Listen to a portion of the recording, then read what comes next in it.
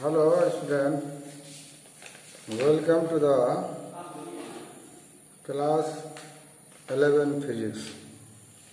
In the last video we have seen the need of vector. The name of the chapter is the chapter for motion in a plane. Motion in a plane. This is the chapter. And in the previous video we have seen the need of vector to explain the motion of a plane. And position vector, displacement vector were explained in the previous video. Today we see some types of vectors. There is some definition of the types of vectors. ये physics है, mathematics नहीं है. खाली इसका use हम लोग करेंगे vector का फिजिक्स में कहाँ कैसे होता है, क्योंकि इसके बिना जो है फिजिकल रिलेशन डेवलप नहीं कर सकते हैं. तो पहला कह लेते हैं इक्वल वेक्टर, है ना. इक्वल वेक्टर की बात करते हैं. Vector is denoted by straight line with arrow head. Suppose this is the vector A, ये वेक्टर है. एक दूसरा वेक्टर है, ये वेक्टर है क्या B. If two vectors are having same magnitude, same करेंगे मतलब length of the line will show you the magnitude. If two vectors are having equal magnitude and same direction, then this is called equal vector. मतलब vector A is equal to क्या लिखेंगे, vector B लिखेंगे. दूसरा लिख सकते हैं, इसी का जो है equal and opposite vector. Equal and opposite vector. Opposite vector. Suppose इस मैग्नीट्यूड ए का मैग्नीट्यूड इतना है और बी का डायरेक्शन क्या है, अलग है. राइट, बी का डायरेक्शन अलग है. Magnitude is same but direction is different. तो कोई भी एक डिफरेंट होगा, मतलब ये वेक्टर है must be equal to minus B vector, है ना. जैसे इसी वेक्टर को उठा के, इसको उठा के यहाँ ला लेंगे, यहाँ ला लेंगे, सेम डायरेक्शन है तो ये बी ही कहलाएगा, है ना. इसको उठा करके जो है यहाँ लेके चले जाएंगे, यहाँ लेके चले जाएंगे. पैरेलल है मतलब इक्वल है. ठीक है, जैसे देखेंगे जरूरत पड़ने पर. एक वेक्टर हम लोग कहेंगे को इनिशियल वेक्टर है. जैसे ये हो गया कोलिनियर वेक्टर. अगर पैरेलल है तो कोलिनियर. इसको हम लोग उठा के नजदीक भी कर सकते हैं. इसको ऐसे कर लिए और इसको भी इससे जोड़ लिए. इस तरह जो ए वेक्टर प्लस ये बी वेक्टर हो गया एक लीनियर, कोलिनियर भी कर सकते हैं. ऐसा तभी होगा जब पैरेलल होगा. अब जो है coinitial vector, coinitial vector. ये वेक्टर्स है two or more vectors which are common initial point. Suppose initial point is O, the vector in this direction A vector, और इसी कॉमन इनिशियल पॉइंट से जो है ये B vector गया. इसी से जो है मान लीजिए C वेक्टर ले लेंगे तो दिस इज कॉल्ड को इनिशियल वेक्टर, क्योंकि इनिशियल पॉइंट सेम है, टेल सेम टेल है. राइट. अब को टर्मिनेटिंग हो जाएगा. The vector is coming here, another vector is coming here, और ये जो है वेक्टर इधर आ गया, ये इधर आ गया, तो को टर्मिनेटिंग वेक्टर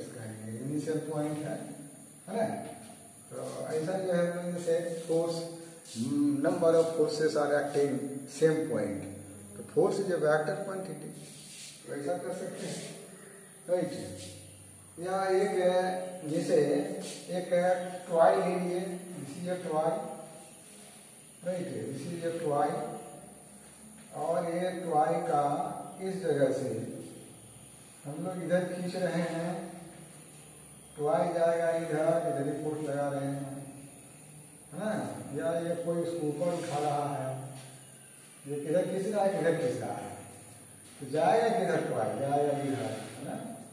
तो ये फोर्स जो है F1, F2, F3, like this is. तो ये वेक्टर्स का ही टाइप है। अब सवाल है, ये इस वेक्टर्स, पहले वेक्टर्स हो गया, अब एक यूनिट वेक्टर की बात करेंगे। We talk about unit vectors, है ना, which is very important. Unit को टर्मिनेटिंग वेक्टर्स नाम दे देंगे, है ना। ऐसा ऐसा सिचुएशन हम लोग के जीवन में आएगा। एक वेक्टर हम लोग लिखेंगे जो इम्पोर्टेंट है, यूनिट वेक्टर, यूनिट वेक्टर। तो a vector which has whose इसका magnitude is यूनिट, है ना, यूनिट होगा, यूनिट वेक्टर कहलाएगा। जैसे सपोज वेक्टर लिखा, ये वेक्टर है, इनिशियल पॉइंट, टेल और हेड। एक वेक्टर मान लो ये है, तो अपना unit vector of A vector A is denoted by, इसको दिखाएंगे जैसे ए कैप, एक के ऊपर कैप चढ़ा देंगे, है ना, एरो में लगाएंगे, कैप पहन लिया, टोपी पहन लिया, तो वो ये यूनिट वेक्टर कहलाया, ठीक है। तो यूनिट वेक्टर कहलाया। इसको लिखेंगे कैसे, इसका magnitude, that is A cap का मैग्नीट्यूड क्या होगा, हमेशा क्या होगा, 1 होगा ना, तभी वो यूनिट वेक्टर कहलाएगा। तो इस वेक्टर के अलोंग यूनिट वेक्टर क्या लेंगे, ए कैप लेंगे। ए कैप हमेशा ए के अलोंग लेगा, ए कैप ए का यूनिट वेक्टर होगा, उसका डायरेक्शन जो है ए या बी सी जो होगा उसके अलग होगा। तो we can write A cap बराबर A vector by A vector का मैग्नीट्यूड, ए वेक्टर का मैग्नीट्यूड। तो ये जैसे करेंगे, ए वेक्टर हो जाएगा, इसका मैग्नीट्यूड क्या हो जाएगा, ये हो जाएगा, वेक्टर डायरेक्शन गायब हो जाता है। तो डायरेक्शन गायब हो गया, तो we can write here A cap is equal to A vector by A. इसको सॉरी यहाँ एरो देना है, इसको ऐसे भी लिख सकते हैं, ए वेक्टर बराबर ए का मैग्नीट्यूड इंटू ए का यूनिट वेक्टर, ऐसा लिखा जाएगा। सिमिलरली अगर कहीं मिल जाए, जैसे बी वेक्टर को लिख सकते हैं, बी का मैग्नीट्यूड इंटू बी कैप, ये स्मॉल ए वेक्टर हो जाएगा, तो जाएगा ए इंटू ए कैप, या ए कैप बराबर ए वेक्टर बाय ए मतलब क्या हो गया, ए वेक्टर का जो है मॉड्यूलस हुआ, मॉड्यूलस मतलब मैग्नीट्यूड, ठीक है। तो पहचान लेंगे, उसका जरूरत पड़ेगा तो। आप देखेंगे हम लोग multiplication of vector, will see the multiplication of vector, है ना, मल्टीप्लीकेशन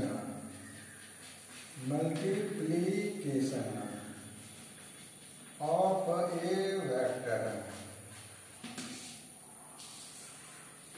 वेन ए वेक्टर, जब कोई वेक्टर हो, when a vector is vector is multiplied by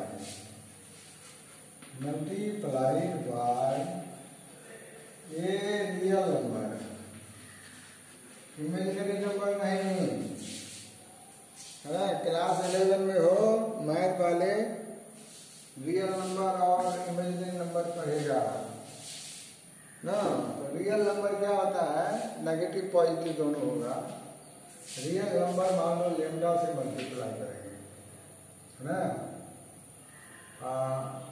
with vector A is multiplied by ये रियल नंबर इतना, देन इट बिकम्स कितना lambda into ए vector. Lambda का value 2 रख देंगे तो 2a, मान लीजिए वेक्टर ए है, इसको 2 से मल्टीप्लाई कर देंगे तो ये क्या हो जाएगा, इसका दोगुना हो जाएगा।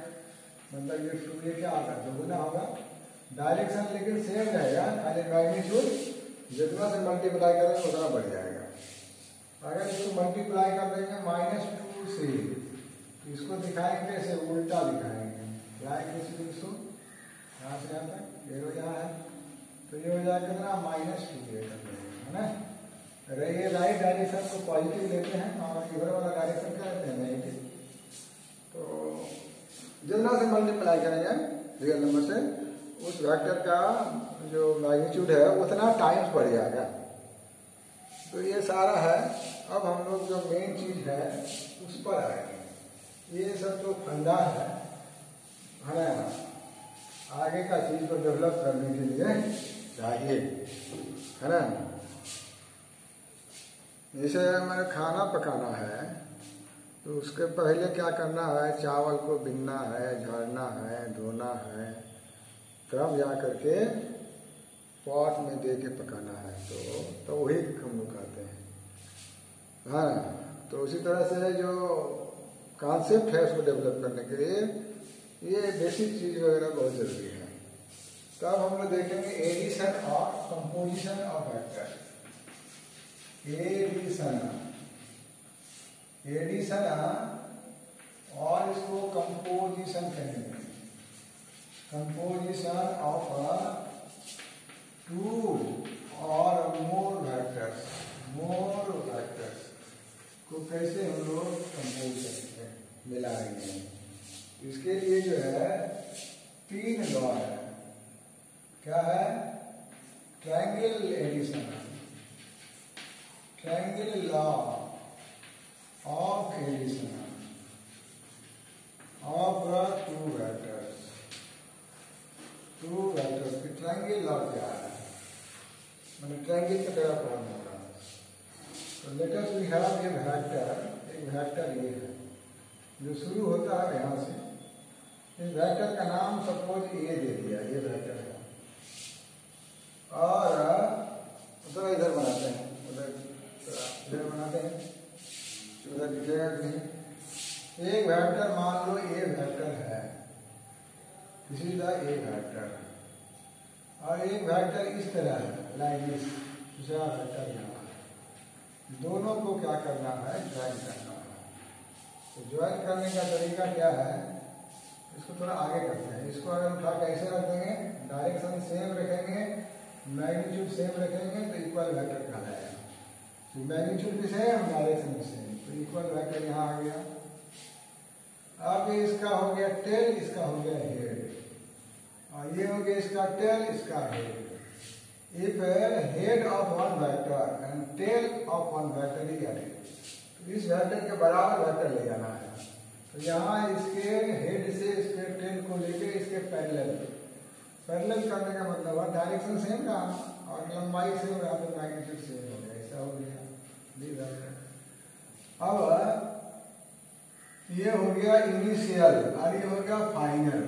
तो इसका जो इसको जोड़ेंगे ये शॉर्टेज डिस्टेंस का रहेगा, right.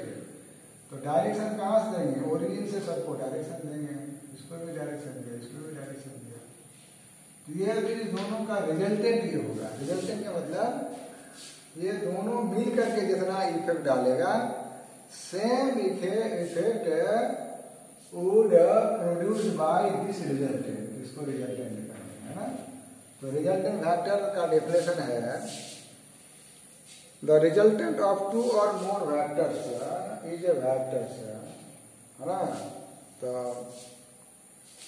Is that single vector, है ना। Resultant of two or more vector is that single vector which produce the same effect, जो सेम इफेक्ट प्रोड्यूस करेगा। वेक्टर का मतलब फोर्स ले लो, एक फोर्स इधर लगा एक फोर्स इधर लगा, है ना, दोनों का कंपोजिशन रिजल्टेंट ही आएगा।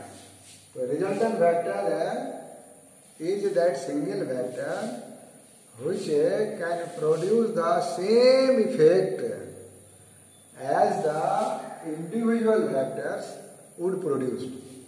Individual vector together would produce, ये मिलकर टुगेदर जितना इफेक्ट करेगा और अकेले रिजल्ट करेगी।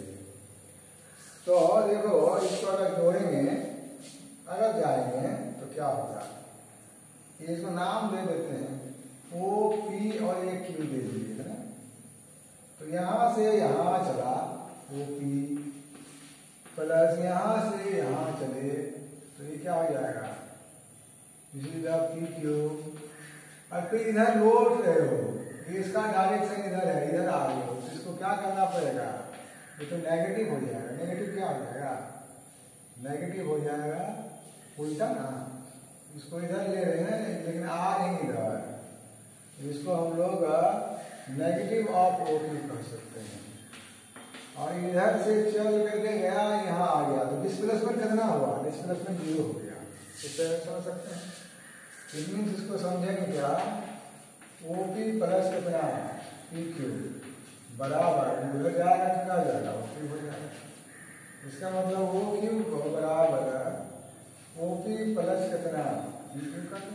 अरे ओ पी क्या है, आर है, और ये क्या है, ए है, प्लस ए क्या है, बी है ना। तो आर क्या हो गया, रिजल्टेंट हो गया किसका, ए और बी मिल करके टुगेदर जितना ये सब डालेगा, हो सकता है ये फोर्स हो सकता है ये वेलोसिटी हो। एक वेलोसिटी इधर इधर जा रहा है तो इफेक्टिव वेलोसिटी क्या होगा, ऐसा सिचुएशन आएगा न्यूमेरिकल प्रॉब्लम वगैरह सॉल्व करने में, तो ये रिजल्टेंट ऐसे निकल जाएगा, है ना। लेकिन इसका हम लोग चाहते हैं ये जो रिजल्टेंट का मैग्नीट्यूड निकालना है, क्या निकालना है, मैग्नीट्यूड। तो how can you find the magnitude of resultant, magnitude of resultant, है ना, R vector of two vector, है ना, दो वेक्टर का। तो ये जो है सपोज ये दिक्कत हो जाएगा तो इसको मिटा के ऊपर से लिखते हैं, राइट। तो रिजल्टेंट ऑफ जैसे अभी निकला है आर बराबर क्या हो गया, ए प्लस बी। ये सिंपल अलजेब्रा से जुटेगा नहीं, ये वेक्टर एडिशन है तो ये वेक्टर फॉर्म में है। ये तो इसका मैग्नीट्यूड और डायरेक्शन दोनों है। हम लोग चाहते हैं इसका क्या करें, मैग्नीट्यूड निकालें, इधर भी मॉडुलस देंगे इधर भी मॉडुलस देंगे, राइट, ठीक है। इसका तो मॉडुलस निकल जाएगा आर, लेकिन इसका कैसे निकालेगा, है ना। ये वैल्यू कितना होगा, ए प्लस बी बराबर कितना होगा, वाट वैल्यू, राइट।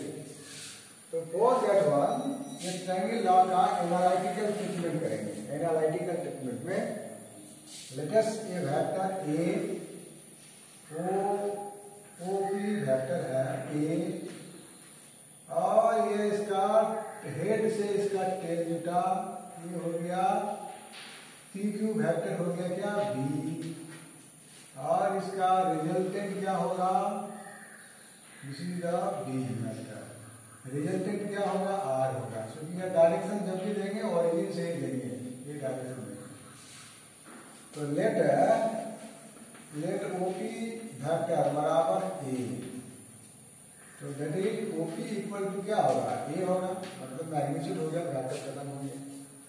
वो पी क्यू बराबर क्या है, पी क्यू बराबर बी है, तो पी क्यू सिंपली क्या होगा, बी हो जाएगा। ये दोनों वेक्टर कितना एंगल बना रहा है, ये एंगल कितना बना रहा है, ये दोनों के बीच एंगल, ये इंक्लिनेशन है, ये एंगल मान लेते हैं थीटा, और यहाँ से एक परपेंडिकुलर डाल देंगे। We will draw a perpendicular here. इस परपेंडिकुलर का नाम रख देते हैं S, क्योंकि R वहाँ इन्वॉल्व करते हैं। हम लोग रिजल्टेंट का ये मैग्नीट्यूड लेना चाहते हैं। तो यहाँ देखो ये 90 डिग्री है, ये थीटा एंगल है, तो ये वाला बेस, ये वाला परपेंडिकुलर, ये वाला हाइपोटेनस, वो पी क्यू का वैल्यू कितना है, पी क्यू का मैग्नीट्यूड भी है। तो इन राइट ट्रायंगल, कौन सा ट्रायंगल, पी एस क्यू में ये पी एस का वैल्यू कितना होगा निकालेंगे। तो हम लोग कॉस ऑफ थीटा लेंगे, कॉस ऑफ थीटा मतलब base by P S by hypotenuse, hypotenuse मतलब कितना हो गया, इसका मतलब ये पी एस का वैल्यू हो जाएगा P Q cos of theta. इसलिए ये पी एस बराबर पी क्यू कितना के बराबर है, बी के बराबर है, बी कॉस ऑफ थीटा, ठीक है। सिमिलरली ट्रिगोनोमेट्री से क्यू एस का वैल्यू कितना होगा निकालेगा, ये साइन हो गया, थीटा के बगल वाला कॉस में होता है, तो थीटा के दूर वाला साइन में होता है, तो वो हो जाएगा कितना, बी ऑफ साइन थीटा। निकाल दें, यहाँ निकाल देते हैं। तो हम लोग लेंगे sine of theta, sine theta का मतलब side opposite to theta, that is the S Q, Q S है, बाय हाइपोटेनस, हाइपोटेनस क्या हो गया, पी क्यू हो गया, इसलिए क्यू एस बराबर P Q sine of theta.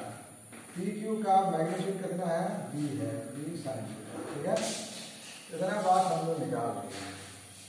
अब चलेंगे क्या, रिजल्टेंट का मैग्नीट्यूड निकालना है।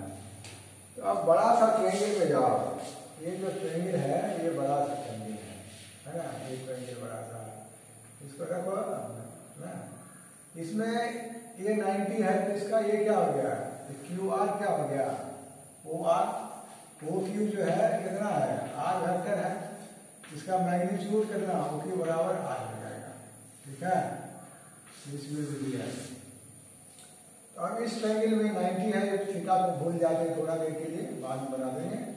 अब इस ट्रायंगल में हम लोग ये हाइपोटेनस हो गया, ये बेस हो गया, ये परपेंडिकुलर हो गया, तो इन है right triangle, in right triangle O S Q, hypotenuse is O Q, by Pythagoras theorem O Q square is equal to कितना होगा, बेस, बेस में क्या है, ओ एस स्क्वायर प्लस ये क्या है, क्यू एस स्क्वायर हो गया, पता नहीं उधर दिख रहा है कि नहीं, दिख रहा होगा।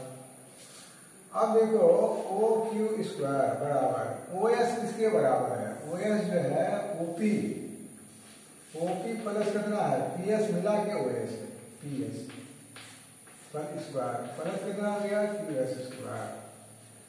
ओपी का वैल्यू कितना है, यहाँ निकाले ना, ओपी बराबर ए, और ओ क्यू का वैल्यू कितना है, आर, आर का स्क्वायर बराबर, ए बराबर वैल्यू है ए प्लस पी एस का वैल्यू कहाँ निकाले हैं, value of P S is how much, इसी है, this is the beat of cos theta का whole square plus Q S का वैल्यू यहाँ निकाल के रखते हैं, this is B sine theta और इसका होल स्क्वायर।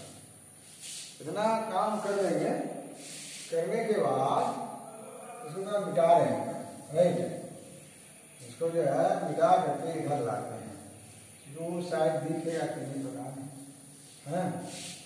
तो just you see this it implies R square बराबर, आर स्क्वायर बराबर ए प्लस बी का होल स्क्वायर, तो this become A square plus B square, तो बी कॉस थीटा का whole square plus 2ab, twice into A into B of cos theta plus वहां पर B square और ये sine square theta हो गया। Just you right here A square plus, देखो ये वाला का स्क्वायर है, ये वाला स्क्वायर है, इसमें भी बी स्क्वायर, इसमें भी बी स्क्वायर, तो बी स्क्वायर कॉमन आ जाएगा, अंदर बढ़ जाएगा ना cos square theta plus sine square theta, right, plus है, ठीक है, प्लस कितना ट्वाइस ए बी और cos of theta.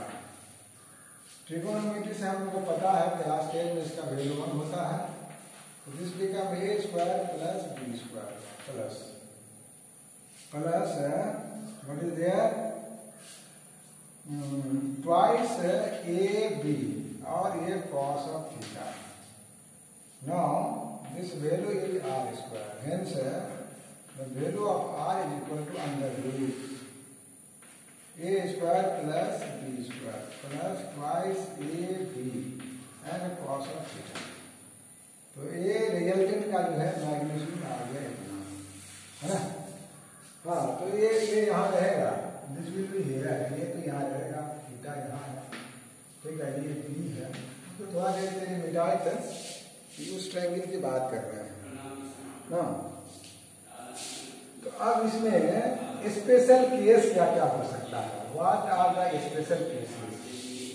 Special case का मतलब हो गया जो see the special cases, special cases if a vector और बी वेक्टर दोनों क्या हो जाए कोलिनियर हो जाए, if a and b collinear है ना, सेम डायरेक्शन, जैसे ये इधर गया यहाँ तक और बी भी उसके साथ यहाँ आ गया, बी भी आ गया, दोनों जुड़ जाएगा, दोनों जुड़ करके रिजल्टेंट हो, तब देखो ये दोनों के बीच एंगल कितना बन रहा है 0, है ना। तो if a and b are collinear, है ना, कोलिनियर, तो थीटा का वैल्यू क्या होगा 0 होगा, तो रिजल्टेंट कितना होगा, दोनों वेक्टर का रिजल्टेंट कितना होगा, दोनों वेक्टर के मैग्नीट्यूड का सम हो जाएगा अगर सेम डायरेक्शन में। तो यहाँ हम लोग कुछ करेंगे अंडर रूट बन गया A square plus B square plus twice A B और cos of 0 degree, cos 0 degree का वैल्यू कितना हो जाएगा 1, तो ये वैल्यू बन जाएगा A square plus B square plus twice A B और A square B square plus, मतलब ये हो गया under root A plus B का होल स्क्वायर, इसमें कितना आ जाएगा ए प्लस बी हो जाएगा, है ना। एक सेम डायरेक्शन में अगर दोनों वेक्टर होगा तो उसका रिजल्टेंट क्या होगा, दोनों का प्लस हो जाएगा। फॉर एग्जाम्पल एक ऑब्जेक्ट है, इसको एक आदमी 2 न्यूटन फोर्स से खींच रहा है, दूसरा आदमी इसी डायरेक्शन में इसको 5 न्यूटन से खींच रहा है फोर्स से, तो टोटल फोर्स इसमें कितना लगेगा, दोनों का सम कर देंगे, डायरेक्ट रिजल्टेंट जो होगा, रिजल्टेंट कितना है 2 + 5 मतलब 7 न्यूटन लग जाएगा। अब अगर ऐसा हो कि दोनों फोर्स एक दूसरे के अपोजिट लग रहा है, ऐसा होता है ना, क्या होता है टग ऑफ वार, रस्साकशी में ये ऑब्जेक्ट यहाँ है, एक फोर्स इधर लग रहा है, मतलब ये वेक्टर, इसके एक अपोजिट लग रहा है बी वेक्टर, तब इस ऑब्जेक्ट को रिजल्टेंट फोर्स कितना होगा, रिजल्टेंट वैल्यू। अब इस दोनों के बीच कितना एंगल बन रहा है 180 डिग्री बन रहा है, तो रिजल्टेंट आर बराबर क्या करेंगे R square A square plus कितना B square plus twice A B और कॉस ऑफ कितना करेंगे 180, कॉस 180 का वैल्यू कितना होता है याद रखना है, कॉस 180 -1 है और 0 + 1, तो ये तो -1 हो जाएगा, मतलब आर बराबर अंडर रूट क्या है ए स्क्वायर प्लस कितना बी स्क्वायर माइनस, ये माइनस आ जाएगा ट्वाइस ए बी और कॉस थीटा,